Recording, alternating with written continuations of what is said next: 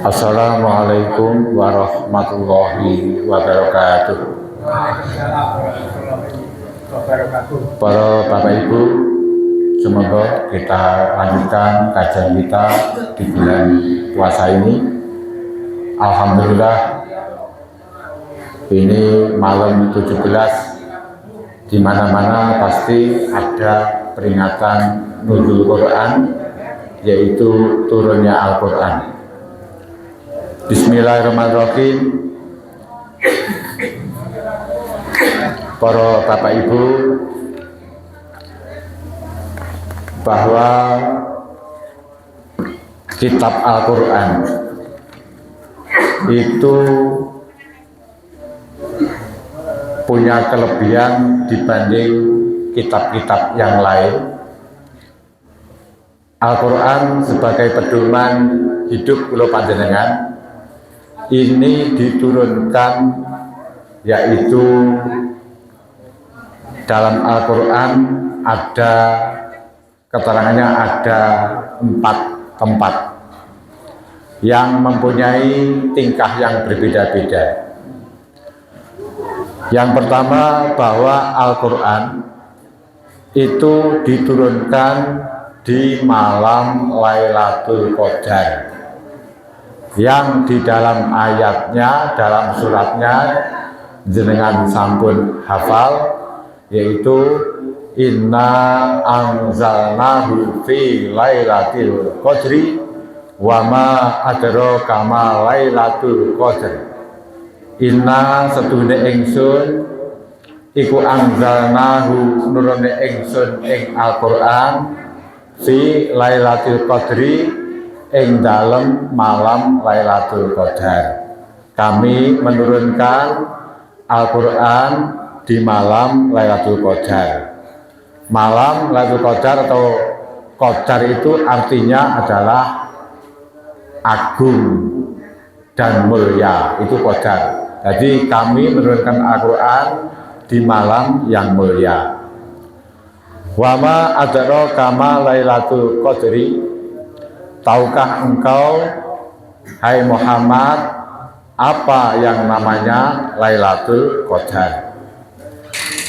Jadi tahukah engkau, hai Muhammad, apa yang namanya Lailatul Qadar? Bahwa di sini tentang hakikat Lailatul Qadar itu yang tahu adalah hanya Allah sendiri. Kalau kita mengetahuinya hanya fadilah keutamaan di malam Lailatul Qadar. Allah hanya menerangkan, yaitu tentang keutamaan malam Lailatul Qadar. Tentang hakikatnya itu Allah sendiri, yaitu yang tahu. Wa ma adraka ma Lailatul Qadri. Tahukah engkau apa malam Lailatul Qadar itu? Lailatul Qadri khairum min alfi syahrin. Bahwa malam Lailatul Qadar itu lebih baik dibanding 1000 bulan. Ibadah yang bertepatan di malam Lailatul Qadar itu lebih baik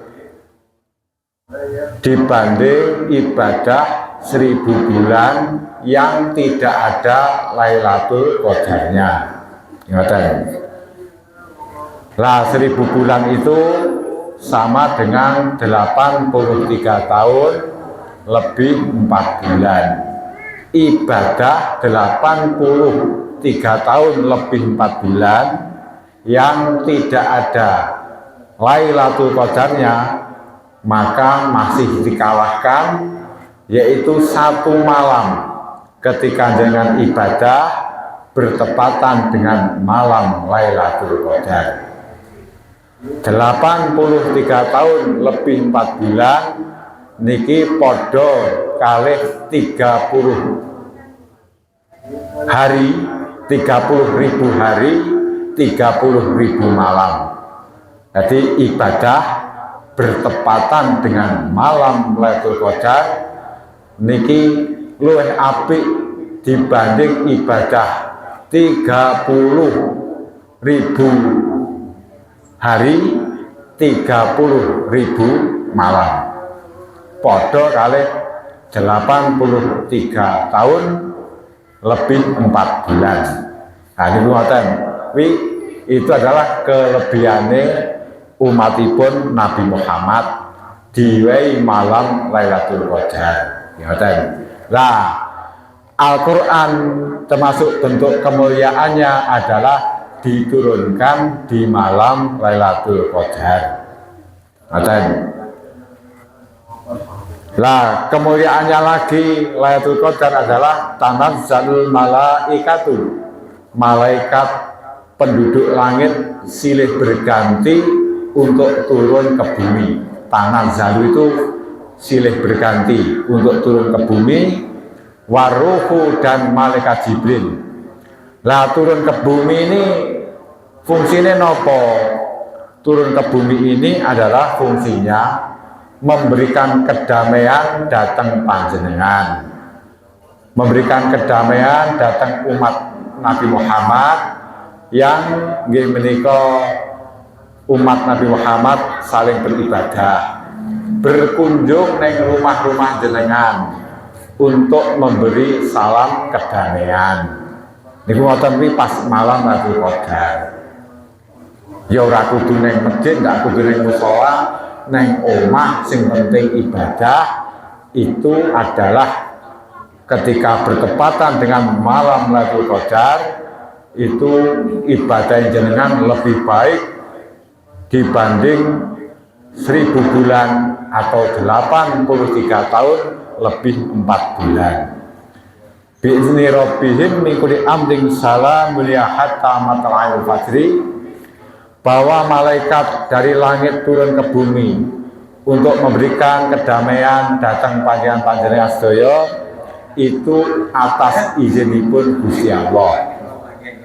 Itu atas izinipun Gusti Allah selalu memberi kedamaian.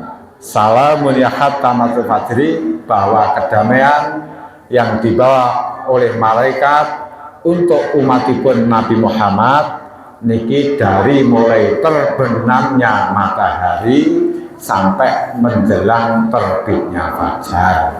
Itu adalah malam Lailatul Qadar, dan Al-Quran diturunkan di malam Lailatul Qadar. Nah, Al-Quran yang mana? Yaitu Al-Quran yang ada di Lauh Mahfuz, yang ada di langit sab ke-7, yang ada di Lauh Mahfuz, yang dibawa oleh malaikat Jibril, yang didiktekan kepada malaikat Safaroh. Malaikat Safaroh itu pembawa Al-Quran, yang oleh malaikat Safaroh ini disimpan di Sama'ud Dunya, di langit dunia, yang namanya nyimpen Al-Qur'ane malaikat diarani Baitul Mizah, rumah kemuliaan. Maka ketika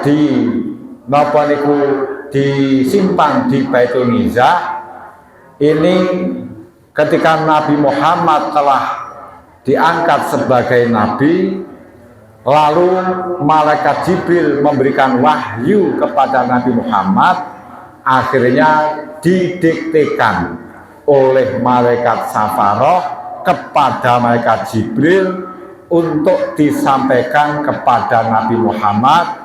Yang pertama kali disampaikan kepada Nabi Muhammad adalah surat Iqra bismi rabbikal ladzi khalaq. Gimana? Nanti turunnya Al-Quran itu 2 kali, diturunkan dari Lauh Mahfuz ke langit dunia, yang dibawa malaikat Jibril, lalu didiktekan kepada malaikat Safaroh, disimpan di Baitul Mizah.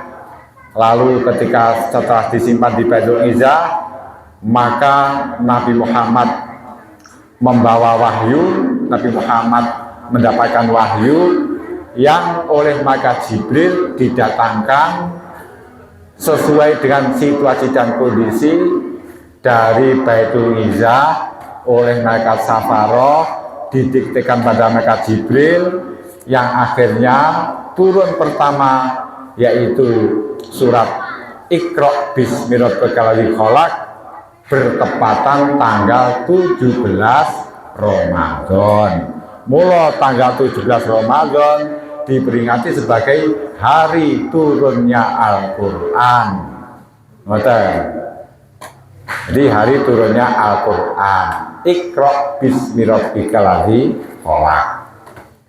Niku termasuk mulyane Al-Qur'an itu adalah diturunkan di malam Lailatul Qadar. Jadi turunnya 2 kali.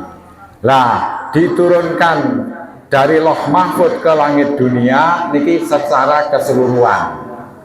Tapi diturunkan kepada Nabi Muhammad dari malaikat Jibril kepada Nabi Muhammad adalah selama 23 tahun lebih 4 bulan sesuai dengan situasi dan kondisi.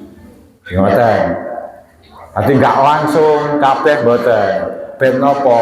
Ben penak diapalne. Mula umume kula jenengan ngapalne Al-Qur'an gampang. Sebab memang Al-Qur'an diturunkan 2 ayat, 3 ayat, 1 surat, mungkin 10 ayat kepada Nabi Muhammad, itu biar Nabi Muhammad mudah untuk menghafal. Yang akhirnya umatnya juga mudah untuk menghafal. Berbeda dengan kitab Taurat yang diturunkan sekaligus. Mula nggak enak wong hafal kitab Taurat. Berbeda dengan kitab Injil, ya diturunkan di bulan Ramadan, tapi sekaligus 1 kitab itu diturunkan. Maka tidak ada orang yang hafal Injil. Tapi orang yang hafal Al-Qur'an itu sangat banyak karena nopo? Karena Al-Qur'an diturunkan secara berangsur-angsur. Ingatan mula surat Al-Qadar, inna anzalnahu fi lailatul qadri adalah bukti bahwa Al-Qur'an yang mulia itu diturunkan di malam yang agung dan mulia. Lalu yang kedua, Al-Qur'an itu diturunkan di malam yang sangat berkah. Keterangannya dalam surat Ad-Dukhan, yaitu Hamim wal kitabil mubin, inna anzalnahu fi lailatin mubarakatin, inna kunna mundirin. Jadi demi kitab yang sangat jelas, sesungguhnya kami menurunkan Al-Qur'an fi lailatin mubarakatin, di malam yang berkah. Berkahi kebaikane akeh. Lah kok malam yang berkah? Bab malam yang berkah itu termasuk 1, ibadah di malam itu lebih baik dibanding dengan ibadah 1000 bulan. Surat Ad-Dukhan ini keterangannya yang surat Al-Qadar. Dan ketika turunnya Al-Qur'an, ternyata malaikat pun juga banyak yang turun di muka bumi. Juga banyak yang turun di muka bumi. Lalu ketika turunnya Al-Qur'an, di dunia ini penuh dengan kedamaian. Jadi penuh dengan kedamaian, tidak ada nopo niku kejelekan, penuh dengan kedamaian. Lalu disebut salamun hiya hatta matla'il fajri, bahwa kedamaian ketika turunnya Al-Qur'an itu adalah sampai menjelang terbitnya fajar. Ingat, jadi Al-Qur'an kenapa mulia sekali, diturunkan di malam yang berkah. Lajeng Al-Qur'an diturunkan di bulan Ramadan. Ini keterangannya dalam surat Al-Baqarah. Syahrul Ramadan alladzi unzila fihil Qur'anu hudan linnasi wa bayyinatin minal huda wal furqan. Bulan Ramadan adalah bulan diturunkannya Al-Qur'an sebagai petunjuk bagi manusia. Iki nudune Al-Qur'an diturunkan pertama kali adalah di bulan Ramadan. Lajeng wonten malih bahwa Al-Quran itu diturunkan pas kejadian. Kejadian yaitu di hari Jumat. Di hari Jumat yaitu kejadian perang besar antara umat Islam dengan orang-orang kafir di Mekah, yaitu perang Badar. Maka tengriku disebut nih wonten surat Al-Anfal nggih menika wama anzalna ala abdina yaumal furqan yaumal taqal jam'an. Dan orang beriman dengan kitab yang telah kami turunkan kepada hamba kami, yaitu kepada Muhammad, yaumal furqan, yaitu di hari terjadi pemisahan, pertemuannya dua pasukan antara pasukan Islam dan pasukan Nabi Muhammad dengan pasukan kafir. Pasukan Nabi Muhammad hanya berjumlah 315. Pasukan wong kafir enek 900. Itu pun dimenangkan oleh pasukan Kanjeng Nabi. Mergo pasukan Kanjeng Nabi di waktu itu yaitu dibantu oleh para malaikat. Ngoten, dibantu oleh para malaikat. Walaupun jumlahnya kelihatannya sedikit, tapi menurut orang-orang kafir yang jumlahnya ada 900 itu tadi jereke akeh. Mula ning Al-Qur'an enek dawuh kam min fi'atin qalilatin ghalabat fi'atan katsiratan bi'nillah. Jadi banyak pasukan sing sedikit itu akhirnya dikalahkan. Itu bisa mengalahkan, yaitu pasukan sing luwih akeh dengan izin Allah. Itulah mulianya Al-Quran, itu diturunkan bersamaan dengan terjadi peperangan, yaitu namanya perang Badar. Terus enak sholawat Badar kayak. Jadi perang Badar itu Islam pasukan Nabi menang tanpa perlawanan. Kenapa? Orang-orang kafir yang jumlahnya ada 900 orang niki wedi melawan orang Islam 315. Yang di waktu itu senjatanya mboten lengkap. Jarane mek loro. Mboten, jarane mek loro. Panahe mek pira ngoten. Sing akeh mek nggawa tombak lek gayang biasa. Ternyata ditakuti oleh musuh-musuh itu dan akhiripun nggih menika mendapat kemenangan yaitu di perang Badar. Tapi Nabi ndonga awal mulane enek istighosah. Itu adalah ketika Nabi akan perang Badar. Pasukane mek titik, senjatanya enggak lengkap, maka Nabi menghadap ke Ka'bah, hatinya menghadap kepada Allah, dan Nabi akhirnya berdoa, ya Allah, jika kami yang menyembah Engkau tidak menang dan yang Kau menangkan adalah orang-orang kafir, maka Engkau tidak akan ada yang menyembah selamanya di muka bumi. Oh no, cara sing menang wong kafir neng dunia ki nggak ada manusia yang mau menyembah Tuhannya. Lah dengan izin Allah maka tengriku akhiripun nggih menika napa niku akhirnya nggih menika mendapat kemenangan yaitu di perang Badar. Para Bapak Ibu, bahwa di bulan napa niku dengan turunnya Al-Quran ini kula jenengan niki kalih Kanjeng Nabi dipun dawuhaken al-jannatu mustaqatun ila arbaati nafarin, bahwa surga itu rindu seneng datang 4 golongan. Surga itu seneng dateng 4 golongan. Siji talil Quran, sing gelem maca Al-Quran. Jadi pas Ramadan ngeten iki inggih menika surga merindukan datang 4 golongan saking panjenengan. Sinten? Satu talil Quran, orang yang membaca Al-Quran. Lek maca Quran enggak kudu kata. Tengeriku mek diaturne talil Quran, yaitu orang yang membaca Al-Quran. Syukur lek dengan bitadaburil makna, dengan berangan-angan maknanya. Tapi pun lek mboten saged napa niku enggak ngerti maknane, baca terjemahnya. Baca 2 ayat lalu buka terjemahnya. Ngoten.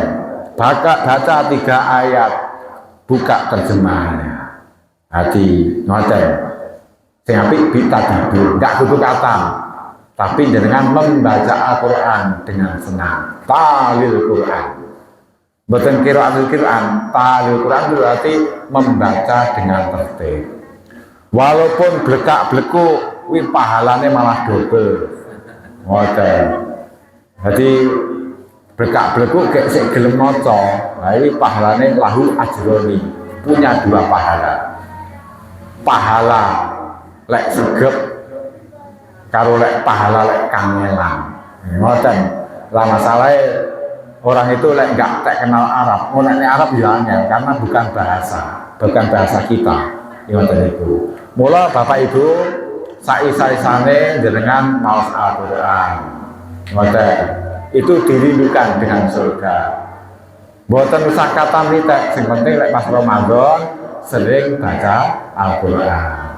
1 ayat 2 ayat monggo, itu dirindukan dengan surga. Hati dirindukan dengan surga. Napa malih sing kaitane nggih menika kalih siam ngoten. Dadi wonten dawuh Kanjeng Nabi ngeten. Nggih menika dawuh Kanjeng Nabi sing kaitane dengan asyamu wal Qur'an yasfa'anil abdi. Bahasanya Al-Quran, puasa Ramadan dan Al-Quran itu akan memberi pertolongan kepada hamba Allah. Yaqulu asyamu rabbi inni mana'tuhu at-ta'am wasarab bin nahar. Maka puasa yang kita jalankan itu sok kalau bisa sampai dirupakne apa ngono sing iso berkata. Kalau bisa sampai dirupakne sesuatu sing iso berkata. Loh, apa anu mungkin kula jenengan asale kok banyu sing yakhruju min baini sulbi wa taraib. Kok banyu sing gak bejaji. Niki kula jenengan malih padha iso ngaji, padha ngaji. Kok banyu sing gak bejaji.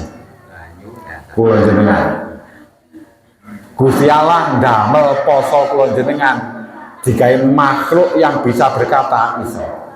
Maka posone kula jenengan oleh Allah akan digawe bentuk suatu makhluk sing arepe nulungi kula jenengan. Maka puasane kula sami akan berkata, "Wahai Tuhanku, aku mencegah dia untuk makan dan minum dalam 1 hari. Fasafi'ni fihi, maka buatlah aku menjadi penolong bagi orang yang berpuasa." Mula kula jenengan benjing ditulungi karo posone wau. Lajeng wayakul Quran, Al-Quran sing biasa jenengan waos niki akan berkata, "Robbi ini maratun naum bilaili fasafi'ni fihi." Wahai Tuhanku, saya ini menjadikan orang yang membaca di malam hari tidak tidur.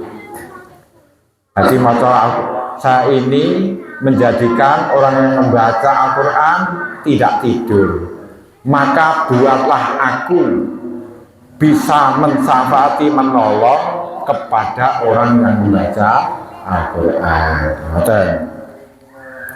Niku dari Kanjeng Nabi, Al-Qur'anu syafi'un musyafa'.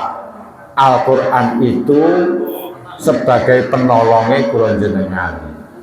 Musyafa'un juga Al-Qur'an itu termasuk sing penak dijalui tulung kula jenengan adalah Al-Qur'an. Jenengan kedurian sing diwaca ya Al-Qur'an, jenengan donga sing diwaca Al-Qur'an.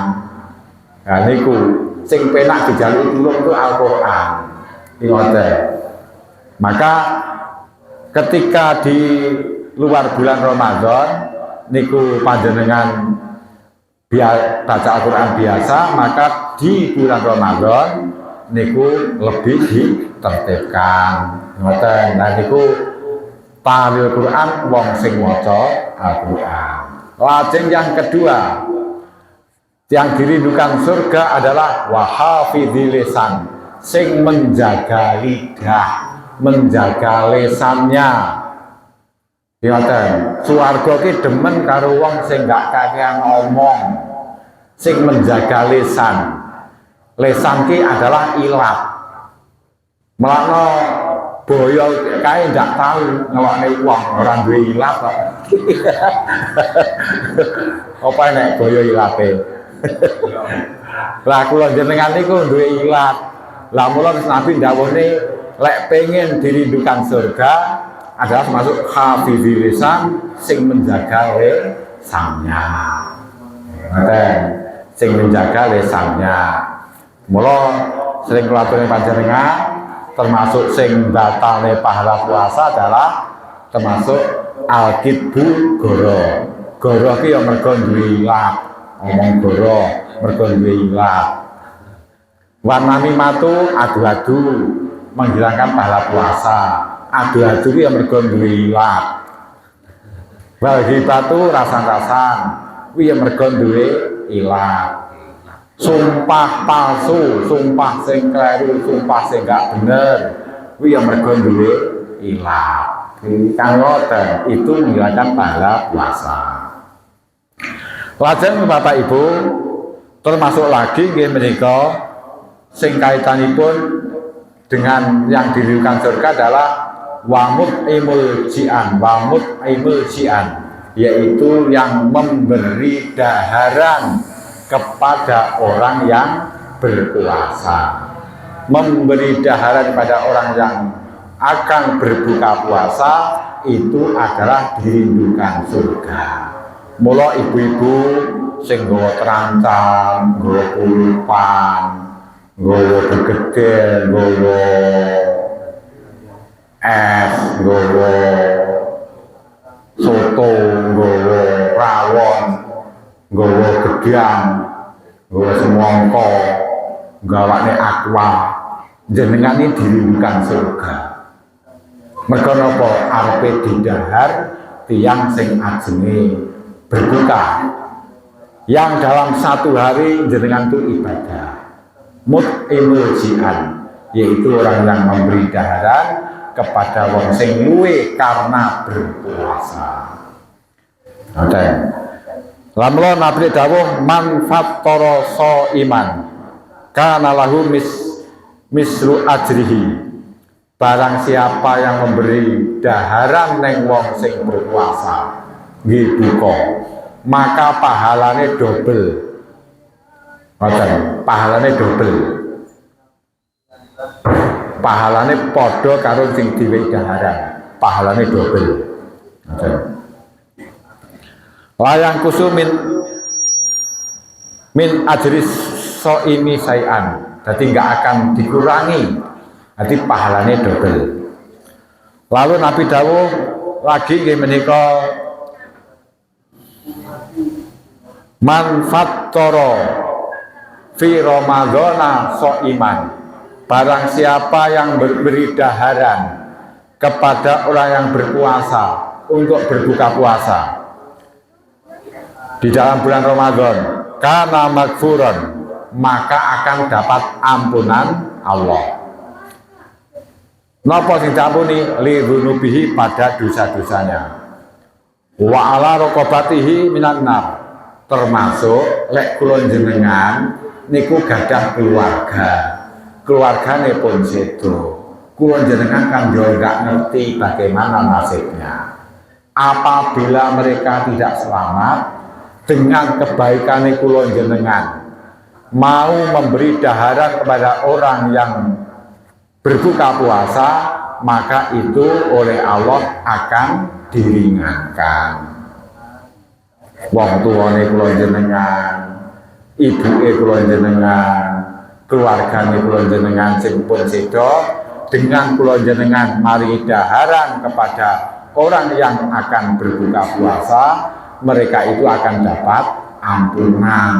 Ampunane Allah ki nggak kudu diistighfari, nggak kudu jenengan selameti, termasuk lek kula jenengan berbuat baik kepada orang lain sesuai dengan syariat Nabi, maka tentu orang-orang yang telah meninggal dunia dari keluarga kita itu akan dapat siraman ampunan dari Gusti Allah. Kuwi lho, apike wong benek ngoten niku.